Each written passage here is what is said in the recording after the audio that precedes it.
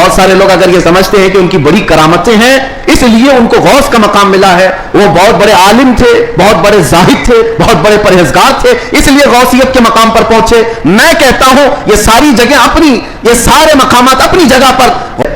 وہ غوث پاک رضی اللہ تعالیٰ عنہ جن کی کرامات بیان کرنے کے ساتھ ساتھ ہم یہ بھی بیان کرتے ہیں کہ 40 سال آپ کے ایسے گزرے ہیں کہ صرف ایک انگور کے دانے سے آپ نے سحری کی ہے اور ایک آدھا گلاس پانی پر آپ نے افطاری کیا ہے. اتنے سال تک روزہ رکھے ہیں. ان میں کئی سال ایسے آئے ہیں کہ پوری رات بھر شیخ عبد القادر جیلانی کھڑے ہو کر کے نماز پڑھتے رہے.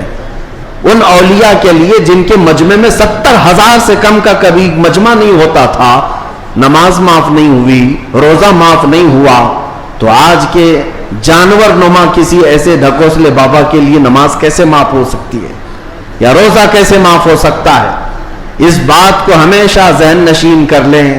شریعت میرے مصطفیٰ کی ہے اور نبی پاک صلی اللہ علیہ وسلم کی شریعت سب سے اوپر ہے، اس کے بعد ہی کوئی مقام مل سکتا ہے. اسی لیے اعلیٰ حضرت کی بات سنو، فرماتے ہیں بخدا خدا کا یہی ہے در. اللہ تک اگر کوئی پہنچنے کی بات کرتا ہے نا تو اسے جانچ کر کے دیکھ لو کہ حضور کے بارے میں کیا کہتا ہے. بخدا جس کا مطلب ہے قسم خدا کی، خدا کا یہی ہے در، یعنی رسول پاک کا جو دروازہ ہے یہی خدا کا دروازہ ہے. بخدا خدا کا یہی ہے در، نہیں اور کوئی مفر مقر. حضور کو چھوڑو گے تو نہ بھاگنے کی جگہ ہے نہ ٹھہرنے کی جگہ ہے، کہیں نہیں اور کوئی مفر مقر. اور پھر اعلیٰ حضرت فرماتے ہیں اگر کوئی خدا تک پہنچا بھی ہے تو سمجھ لو جو وہاں سے ہو یہی آ کے ہو، جو یہاں نہیں تو وہاں نہیں. اگر وہ رسول پاک صلی اللہ علیہ وسلم کی شریعت کبریٰ تک نہیں پہنچا تو پھر سمجھ لو کہ خدا تک پہنچ ہی نہیں سکتا. میرے عزیزو، غوث پاک رضی اللہ تعالیٰ عنہ کی پوری زندگی اگر میں آپ کو بتاؤں وہ عشق رسول کے سانچے میں ڈھلی ہوئی تھی. نبی پاک کی شریعت پر ایسا سختی سے عمل کرتے تھے کہ منبر پر کھڑے ہو کر کے آپ نے اعلان کیا میرا مرید اگر نماز نہیں پڑھتا تو اسے ہمارے قبرستان میں بھی دفن نہ کیا جائے. غوث پاک رضی اللہ تعالیٰ عنہ شریعت کے معاملے میں اس قدر سخت تھے. پھر میں پوچھنا چاہتا ہوں ان سے بڑا دنیا میں اور کون پیر آیا ہے؟ اگر کوئی اپنے مریدوں کو نماز معاف کرا دیتا ہو، روزے معاف کرا دیتا ہو تو یاد رکھ لینا وہ شیطان کا پھندا ہے جو تمہیں نبی کریم صلی اللہ علیہ وسلم کی شریعت سے دور لے کر جاتا ہے. سب سے پہلی چیز ہے میرے مصطفیٰ کی شریعت. حضور پاک کے طریقے پر اگر کوئی چلا ہے تو اسے ولایت بھی ملتی ہے.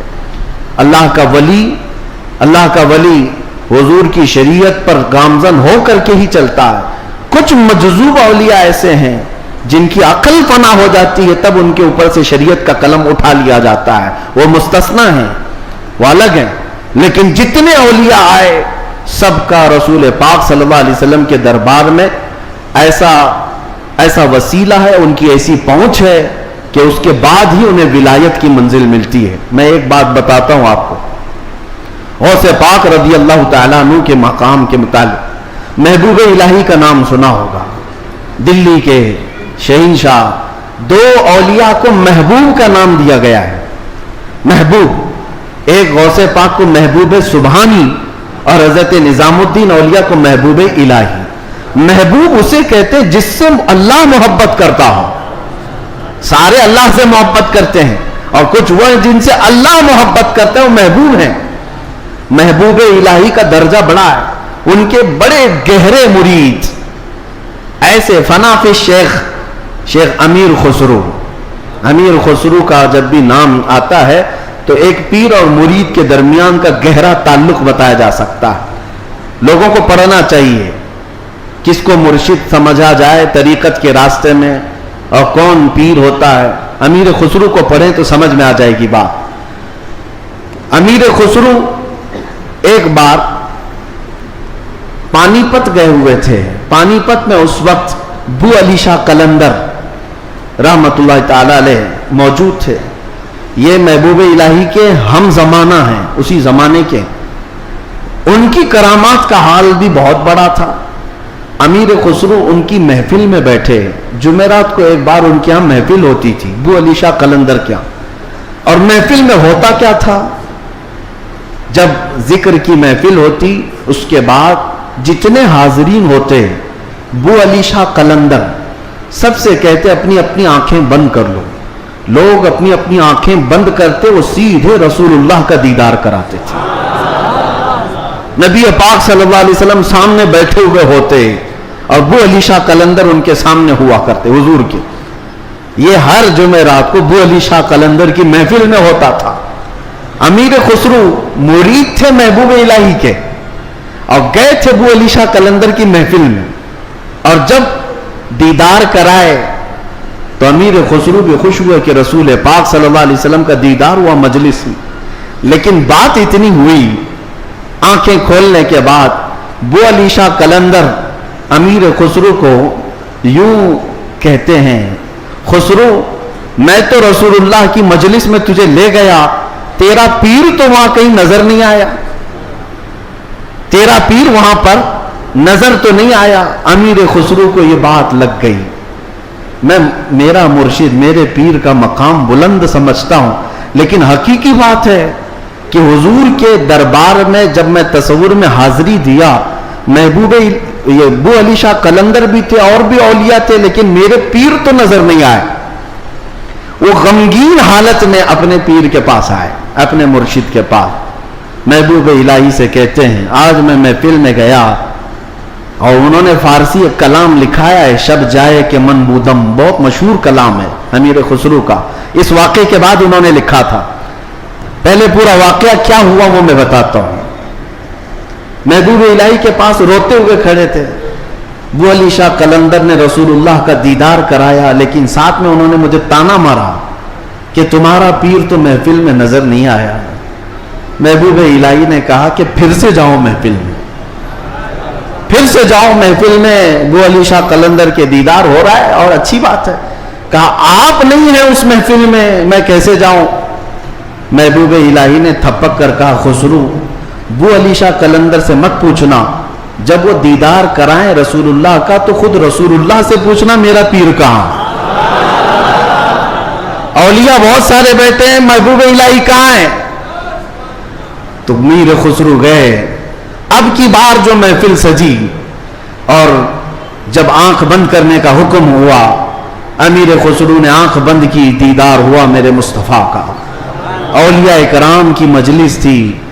خسرو کہتے ہیں میں آگے بڑھا, نبی کونین صلی اللہ تعالی علیہ وسلم کے دربار میں دست بستہ عرض کیا یا رسول اللہ اولیاء کی محفل ہے, یہاں پر میرے مرشد نظام الدین اولیاء نظر نہیں آتے. نبی پاک نے فرمایا ایک منزل اوپر چڑھ جا, ایک منزل اوپر چڑھ جا. امیر خسرو کہتے ہیں میں ایک منزل اوپر گیا تو دیکھا ایک بہت بڑا دالان ہے, صحن ہے, وہاں بھی رسول اللہ جلوہ فرما ہے, مسند نشی ہے, وہاں دیگر اولیاء اکرام ہیں اور دیگر اولیاء, لیکن وہاں بھی میرے مرشد نظر نہیں آئے. میں پھر پوچھا میرے مصطفیٰ سے آقا یہاں پر بھی نہیں ہے. حضور نے فرمایا ایک اور منزل چڑھ جا. خسرو کہتے ہیں میں تیسری منزل پر آیا, وہاں بھی حضور بیٹھے تھے, لیکن اولیاء کی محفل میں میرے پیر نظر نہیں آئے. پھر پوچھا, حضور نے ایک اور منزل چڑھائی, یہاں تک کہ 7 منزلیں چڑھ لی. امیر خسرو کہتے ہیں اب اوپر جیسے جیسے جاتا تھا مجمع کم ہوتا جاتا تھا, تھوڑے تھوڑے سے رہ جاتے تھے. 6ٹھی منزل پر آیا, جب بھی میں اپنے مرشد کو نہیں پایا, پریشان ہو کر پوچھا تو کہا ایک اور منزل چڑھ جا. اوپر گیا تو وہاں مصطفیٰ کریم صلی اللہ علیہ وسلم مسند نشین ہیں. مسند نشین ہے, بس 3 لوگ بیٹھے ہوئے ہیں, دائیں ایک بزرگ ہیں, بائیں ایک بزرگ ہیں, اور بالکل سامنے محبوب الہی بیٹھے ہوئے ہیں. امیر خسرو کہتے جیسے ہی مجھے اپنے پیر کا چہرہ نظر آیا میں نے آنکھیں کھول دی, رقص کنا ہو گئے. جو فنا پی شیخ تھے پھر انہوں نے کلام لکھا شب جائے کہ من بودم. وہ رات کیسی تھی جس میں میں تھا اور خود رسول اللہ مجلس کے امیر تھے, مجلس کے شمع میرے مصطفیٰ تھے. گنگناتے ہوئے اپنے مرشد کے پاس آئے. اب جو بات مجھے کہنا تھا جس کے لیے میں نے یہ واقعہ چھیڑا, سنیے آپ. میں نے یہ واقعہ محبوب الہی کا کیوں بتایا. آئے محبوب الہی کے پاس، خوش تھے، وجد کنا تھے. محبوب الہی نے پوچھا خسرو دیکھا ہے اپنے مرشد کو؟ کہا ہاں میرا مقصد میری مراد پوری ہو گئی. اس کے بعد محبوب الہی نے کہا کیا کسی اور کو وہاں نہیں دیکھا؟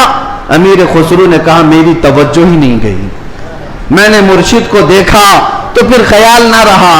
محبوب الہی سے پوچھنے لگے حضور اس منزل میں جو رسول اللہ کے دائیں اور بائیں تھے وہ کون تھے؟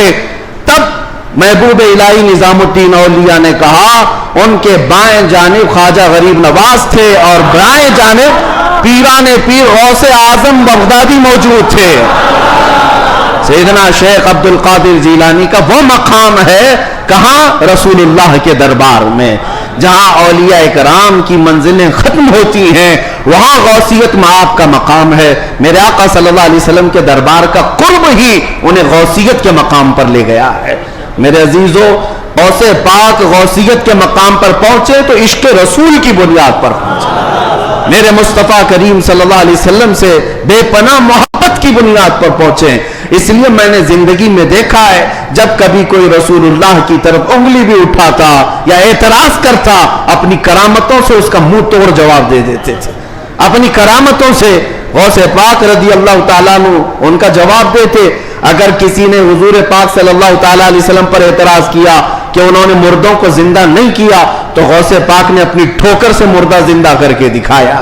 400 سال بعد غوث پاک رضی اللہ تعالیٰ عنہ اعلان کرتے تھے تو رسول اللہ کے بارے میں بات کرتا ہے، میں ان کے بیٹے کے بیٹے کے بیٹے کے بیٹے کے بیٹے 400 سال بعد آیا ہوں اور اللہ نے میرے پاؤں میں یہ طاقت دی ہے کہ قبر کو ٹھوکر لگاؤں تو مردہ زندہ کھڑا ہو جائے، اور جس کی میں نسل سے ہوں وہ اگر کہیں ٹھوکر لگائے پورا قبرستان کھڑا ہو سکتا ہے. نبی پاک صلی اللہ تعالیٰ علیہ وسلم کی ذات پر اگر کوئی انگلی اٹھاتا میرے غوث اس کو اپنی کرامت سے جواب دیا کرتے. عزیزان گرامی وقار، سلطان الاولیاء غوث پاک رضی اللہ تعالیٰ عنہ سے اپنا رشتہ مضبوط کرو. اپنے اپنے نسبتوں میں قادری پٹا ضرور رہے، قادری نسبت ضرور رہے، اس لیے کہ یہ نسبت ہی ایسی ہے جس پر پوری دنیا فخر کرتی ہے. قیامت میں منادی دے گا یہ ندا قادریوں کو، کہاں ہے قادری کر لے نظارہ غوث اعظم کا.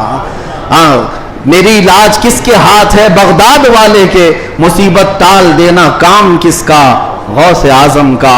اسی لیے میرے عزیزو ہم نے غوث پاک رضی اللہ تعالیٰ عنہ کی زندگی پاک میں دیکھا ہے اللہ تعالیٰ نے ان کو تصرف دیا تھا، وہ طاقت عطا کی تھی کہ وہ اللہ کریم کی بارگاہ میں ایسی مقبولیت کے مقام پر تھے کہ خلاف عادت کام ان سے صادر ہوئے.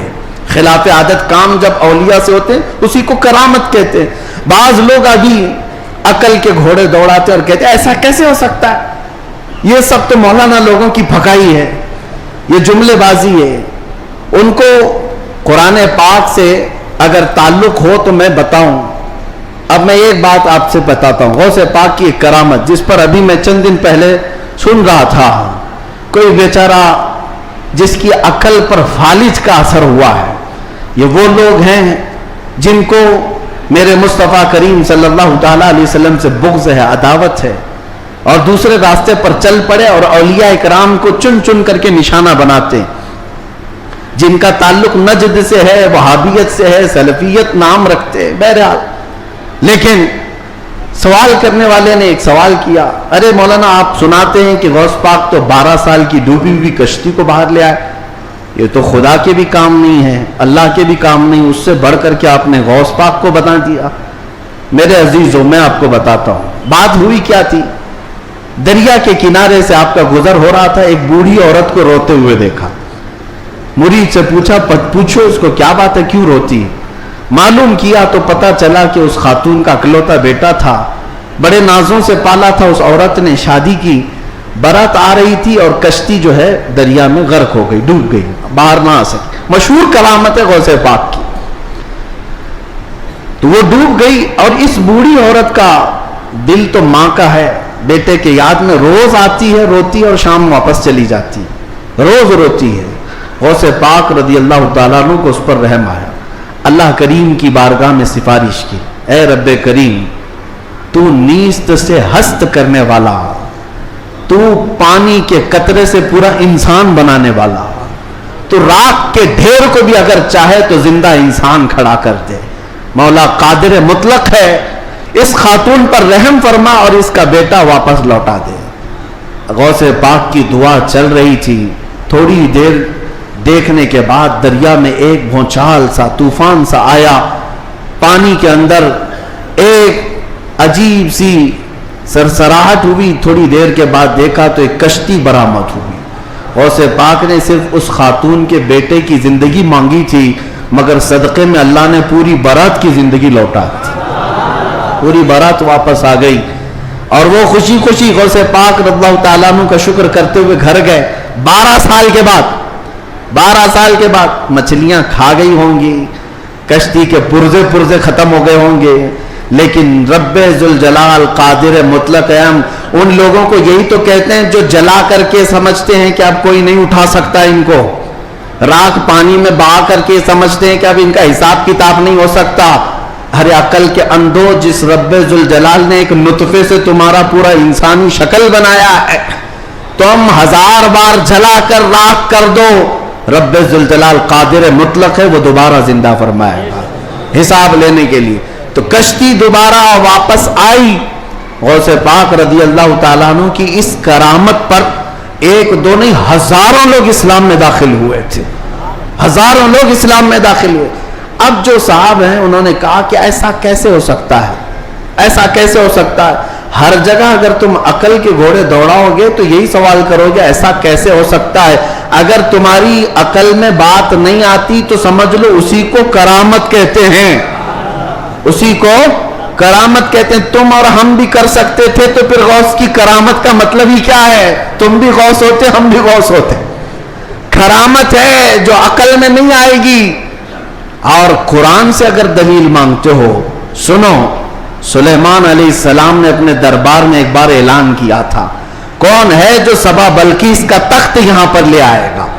سلیمان علیہ السلام فلسطین میں بیٹھے ہوئے ہیں اور سبا بلقیس کا تخت یمن میں ہے۔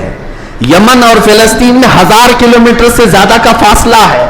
ایک جن کھڑا ہوا، کہا اللہ کے نبی میں لے آتا ہوں۔ پوچھا کتنی دیر میں؟ کہا میں آپ کی مجلس ختم ہونے سے پہلے وہ لے کر آ جاؤں گا۔ جنات کی طاقت پر یقین رکھنے والے، جنات کو حاصل کرنے کے لیے عملیات کرنے والے، سنو قرآن کیا کہتا ہے۔ سلیمان علیہ السلام نے کہا بہت دیر ہو جائے گی، مجلس ختم ہونے تک تم لاؤ گے؟ مجلس ختم ہونے تک۔ پھر اللہ کے ایک ولی جو سلیمان علیہ السلام کے امتی تھے، آصف بن برخیہ، کھڑے ہوتے ہیں، کہتے ہیں اے اللہ کے نبی میں لے آؤں گا۔ پوچھا کتنی دیر میں؟ کہا آپ کی پلک جھپکنے سے پہلے لاؤں گا۔ آپ کی، یہ قرآن کے الفاظ ہیں، قرآن کے، قال الذی عنده علم من الکتاب انا آتیک بہ قبل ان یرتد الیک طرفک، اس سے پہلے کہ آپ کی آنکھ کی پلک جھپکے اے اللہ کے نبی میں وہ تخت لے آؤں گا۔ تخت کوئی 4 فٹ کا 5 فٹ کا نہیں، 80 گز لمبا ہے اور اتنا ہی چوڑا ہے، اتنا ہی وزنی ہے، اور 7 دروازوں کے اندر بند کر کے رکھا ہوا ہے، سونے چاندی جواہرات سے جڑا ہوا تخت ہے۔ اور ایک انسان کہتا ہے، انسان، جنات کی بات نہیں کر رہا، جنات کی بات آئے گی تو آپ سمجھیں گے ان کو بڑی طاقت ہوتی ہے، انسان کی بات کر رہا ہوں۔ انسان نے کہا سلیمان علیہ السلام کے امتی میں پلک جھپکنے سے پہلے لاؤں گا۔ یہ صرف اور صرف بات نہیں تھی، حضرت سلیمان علیہ السلام ابھی پلک کر ادھر دیکھ رہے تھے، وہ تخت حاضر کر چکے تھے، تخت حاضر کر چکے تھے۔ اب میں آپ کو یہ بتانا چاہتا ہوں، وہ سلیمان علیہ السلام خود اللہ کے نبی تھے، خود اللہ کے نبی۔ ارے وہ چاہتے تو خود ہی تخت کو طلب کر لیتے۔ اس قرآن کے واقعے کا مطلب مجھے یہ سمجھ میں آتا ہے، اللہ کے نبی نے دنیا کو یہ بتانا چاہا جو نبی کے قدموں میں بیٹھتا اس کی طاقت کا یہ ہے، نبی کی طاقت تو بہت دور۔ اور یہ بھی بنی اسرائیل کے نبی، بنی اسرائیل کے نبی سلیمان علیہ السلام، ان کے امتی کی طاقت کا حال یہ ہے، تو پھر سید الانبیاء محمد رسول اللہ اور ان کی امت کے عام اولیاء کی بات نہیں کر رہا ہوں، شیخ عبد القادر جیلانی جن کا قدم ولی کی گردن پر ہے، کشتی واپس لے آئے تو تعجب کی بات نہیں، بلکہ ہم سمجھتے ہیں قرآن اس کرامت کو بالکل عینی طور پر بیان کر رہا ہے۔ عزیزان گرامی، میں دنیا کے نقشے قدم پر چلنے والے، ہر چیز کو تھیوری اور پریکٹیکل پر آزمانے والے اور سائنس کی دنیا میں چلنے والے، ان کو کہتا ہوں آئنسٹائن نے کہا ہے۔ آئنسٹائن کا نام تو بہت لوگوں کو اچھی طرح سے یاد ہوگا، اس کی تسبیح بھی پڑھتے ہوں گے۔ الحمدللہ ہم غوث پاک کی تسبیح پڑھتے ہیں۔ اب اسی آئنسٹائن کی بات کر رہا ہوں جس نے یہ کہا ہے کہ میں نے کائنات کو دیکھنے کی کوشش کی، سنو، کائنات کو دیکھنے کی کوشش کی اور چاند تک اور سورج تک اور بہت سارے مقامات تک دیکھنے کی رسائی حاصل کر لیا، اور اس نے کہا کائنات کا جو کنارہ، ایک کنارہ میں نے دیکھا، اس کے لیے وہ کہتا ہے 2 کروڑ نوری سال لگ جائیں گے۔ 2 کروڑ نوری سال۔ نوری سال کس کو کہتے ہیں پتہ ہے؟ یہ جو سال ہمارے چل رہے ہیں، یہ سال صبح ہوتی ہے 6 بجے صبح ہوئی، شام میں 6 بجے سورج ڈوبا، آرام سے دن چل رہے ہیں۔ نوری سال اس کو نہیں کہتے۔ نوری سال 1 منٹ میں 1,80,000 کلومیٹر کا سفر کرتا ہے۔ 1 منٹ میں 1,80,000 کلومیٹر کا سفر طے ہو جاتا ہے نوری سال میں۔ اس طرح 1 منٹ کی بات کر رہا ہوں، 1 منٹ کی، اس طرح کے 2 کروڑ سال لگ جائیں گے کائنات کو دیکھنے کے لیے۔ یہ کون کہہ رہا ہے؟ آئنسٹائن کہہ رہا ہے، جس کے پیچھے تم لوگ آگے پیچھے جس کو قبلہ بناتے ہو۔ سنو، 2 کروڑ نوری سال لگ جائیں گے کائنات کے کنارے دیکھنے کے لیے، کائنات کی ساری چیزیں دیکھنے کے لیے۔ اور آؤ شہنشاہ بغداد کے دربار میں، کہتے ہیں نظرت الی بلاد اللہ جمعاً کخردلۃ علی حکم اتصالی، میں اللہ کی پوری کائنات کو ایسے دیکھتا ہوں جیسے اپنے ہتھیلی میں رائی کے دانے کو دیکھتا ہوں۔ تمہارے سارے آلے، تمہارے سارے کمپیوٹر 2 کروڑ سال میں بھی وہاں نہیں پہنچ سکتے جہاں شہنشاہ بغداد کی ایک نگاہ پہنچتی ہے۔ ہاں، میرے غوث نے فرمایا نظرت الی بلاد اللہ جمعاً کخردلۃ علی حکم اتصالی، میں اللہ کے پورے شہروں کو، کائنات کو ایسے دیکھ رہا ہوں جیسے اپنے ہتھیلی میں رائی کے دانے کو دیکھ رہا ہوں۔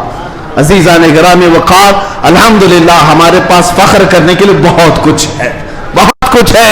غوثیت معاد کی نسبت نے ہی اعلیٰ حضرت کو مجدد بنایا ہے، اعلیٰ حضرت کو مجدد بنایا ہے۔ اور امام اہل سنت فاضل بریلوی اسی نسبت پر فخر کرتے ہیں۔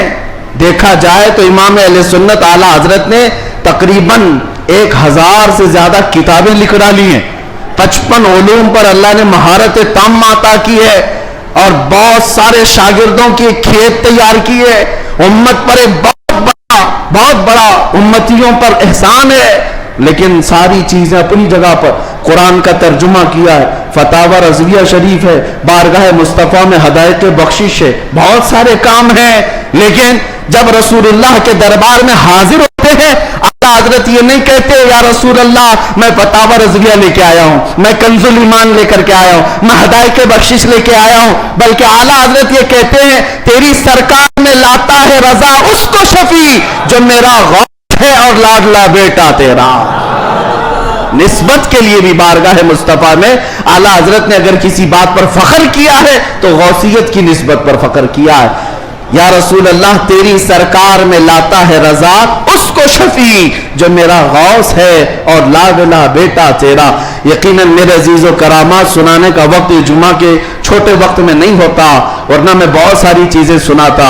الحمدللہ غوثیت معاد شہنشاہ بغداد، پیر پیراں میر میراں، جس کی نسبت الحمدللہ چھوٹوں کو بڑا بنا دیتی ہے اور ادنا کو اعلیٰ بناتی ہے۔ الحمدللہ ابھی حاضری سے میں آیا اور حاضری کے بعد دل میں یہ احساس ہوتا ہے۔ ایک بزرگ وہاں پر ملاقات جن سے ہوئی، وہ عربی اور علوی سادات میں سے ہیں، عمر کافی ہو چکی، انہوں نے مجھے مل کر کے ہاتھ پکڑ کر کے کہا آؤ میں تمہاری حاضری کراتا ہوں۔ غوث پاک رضی اللہ تعالیٰ عنہ کے دربار میں تقریباً 55 سال سے، اور بڑی ان کی यानी बड़े मामलात हैं। बहरहाल मैं मुख्तसर ही अर्ज करता हूँ किस लिए मैं बात कह रहा हूँ। उन्होंने कहा गौस पाक रज़ी अल्लाह ताला अन्हु हर हाजिर होने वाले को कुछ न कुछ देकर भेजते हैं और अल्लाह करीम तुम्हारे मुस्तकबिल में बहुत कुछ तुझे अता करे। दुआ किया। हमने कहा कि यहाँ की इतने बड़े दरबार में बड़े बड़े हाजिर होते, मेरी क्या हैसियत है, मुझे यहाँ पर क्या, मेरी क्या हैसियत है, क्या मकाम है। एक जुमला उन्होंने कहा जिससे सीना चौड़ा हो गया। कहा यहाँ पर सब अच्छे नहीं आते, बल्कि गौसे पाक तो चोरों को भी कुतुब बनाते हैं। बुरा हो तो क्या हुआ, निस्बत भली है या गौस, तुझसे दर दर से सग और सग से है मुझको निस्बत, मेरी गर्दन में भी है दूर का डोरा तेरा। आला हजरत यही फरमाते हैं जिन कुत्तों के गले में पट्टा होता है उन कुत्तों को म्युनिसिपैलिटी वाले नहीं ले जाते, हाँ नहीं ले जाते, और ना ही इंजेक्शन मारते हैं। क्यों? ये अलामत है कि किसी का पाला हुआ है, और गले में पट्टा ना हो तो उठाकर ले जाएंगे। बहुत ज्यादा शोर मचाते हैं ये कुत्ते, इनको ले जाओ। जिन कुत्तों के गले में पट्टा है उन्हें छोड़ दिया जाता है कि मालिक है इसका कोई। इसीलिए आला हज़रत फरमाते हैं इस निशानी के जो सग हैं नहीं मारे जाते, मेरी गर्दन में भी है, हश्र तक मेरे गले में रहे पट्टा तेरा। हमारे गले में गौसे पाक रज़ियल्लाहु ताला अन्हु की निस्बत का पट्टा है। इंशाअल्लाहुल अज़ीज़ कोई और दूसरा हमें उचक नहीं ले जाएगा, इतना यकीन जरूर है, इतना यकीन जरूर है। और मुझे एक बात ये भी याद आई कि एक साहब ने कहा, वो दूसरे मुल्क के हैं, हमारे पड़ोसी मुल्क के हैं, और उन्होंने कहा कि हमारे यहाँ हालात तो सब अपने हिसाब के हैं, फिर भी बहुत सारी चीजें डर लगता है, सहमते हैं। आप ऐसे नरगे में हैं फिर भी बोल रहे हैं, अच्छी बात है। ऐसी जगह पर आप हैं जहां के हालात हम दूर से सुनते हैं, बड़े डेंजर है, लेकिन बोल रहे हैं। मैंने कहा आपने सुना नहीं आला हजरत ने क्या फरमाया? आला हजरत ने फरमाया क्या दबे जिस पे हिमायत का हो पंजा तेरा। ऐसा आदमी क्यों डरेगा, ऐसा आदमी क्यों डरेगा जिस पर पंजा गौसे पाक का होगा। क्या दबे जिस पे हिमायत का हो पंजा तेरा, शेर को खतरे में लाता नहीं कुत्ता तेरा। हाँ, गौसे पाक का जो कुत्ता है वो शेर को भी परवाह नहीं करता। अल्हम्दुलिल्लाह हम गौसे पाक के दरबार के कुत्ते होने पर फख्र करते हैं। हाँ, हमें इस बात पर कोई वो नहीं है, अल्हम्दुलिल्लाह हमारी निस्बत है दरबार गौस से। और वो इसलिए भी कि एक दो नहीं। मैं आपको बताऊं अहले हदीस जमात, वहाबी जमात के सबसे बड़े आलिम, जिसकी पैरवी में ये लोग पूरी आसमान जमीन से, जमीन आसमान से मिलाते, शेख इब्ने तैमिया। शेख इब्ने तैमिया ने अपनी किताब में लिखा है, अहले हदीस जमात के सबसे बड़े इमाम कहते हैं कि मैंने अपनी जिंदगी में इतनी करामात किसी की नहीं देखी जितनी शेख अब्दुल कादिर जिलानी की। अरे तुम्हारे घर से भी बात आ रही है मेरे गौस की, हर घर से बात आ रही है। क्यों? इसलिए कि सूरज निकलता है तो सबको पता चली जाता है, सबको पता चलता है। अच्छे खासे लोग भी बोल पड़ते हैं कि दिन हो चुका है, दिन हो चुका है। सूरज से दुश्मनी है तो ठीक है, लेकिन बोलना तो पड़ेगा कि दिन निकला हुआ है, दिन निकला हुआ है। गौसे पाक की करामात ऐसी हैं जैसे सूरज निकला हुआ है। मेरे अजीजों, एक साहब है, अब हमारी मोहब्बत किस बात से होनी चाहिए? गौसे पाक रज़ी अल्लाह ताला हमारी मोहब्बत इसलिए भी है, कई औलिया इकराम ने ये बातें लिखी भी हैं। फरमाते हैं उनके गौसे पाक रज़ी अल्लाह ताला अन्हु के एक मुरीद भी हैं, वो तकरीबन 14 ऊंटों पर शक्कर के थैले लेकर के सफर कर रहे थे, सामान्य तिजारत लेकर जा रहे थे। रात को एक जंगल में उन्होंने पड़ाव किया और रात वहां गुजारी।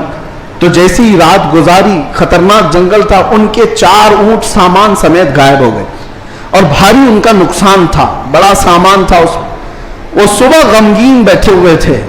उन्होंने कहा कि ऐसे वक्त में अब काफिला भी चल पड़ा, मैं अपने ऊंटों को ढूंढूं तो इस खौफनाक जंगल में कहां ढूंढूंगा। बहुत सारे लोग अगर ये समझते हैं कि उनकी बड़ी करामतें हैं इसलिए उनको गौस का मकाम मिला है, वो बहुत बड़े आलिम थे, बहुत बड़े जाहिद थे, बहुत बड़े परहेजगार थे, इसलिए गौसियत के मकाम पर पहुंचे। मैं कहता हूं ये सारी जगह अपनी, ये सारे मकामात अपनी जगह पर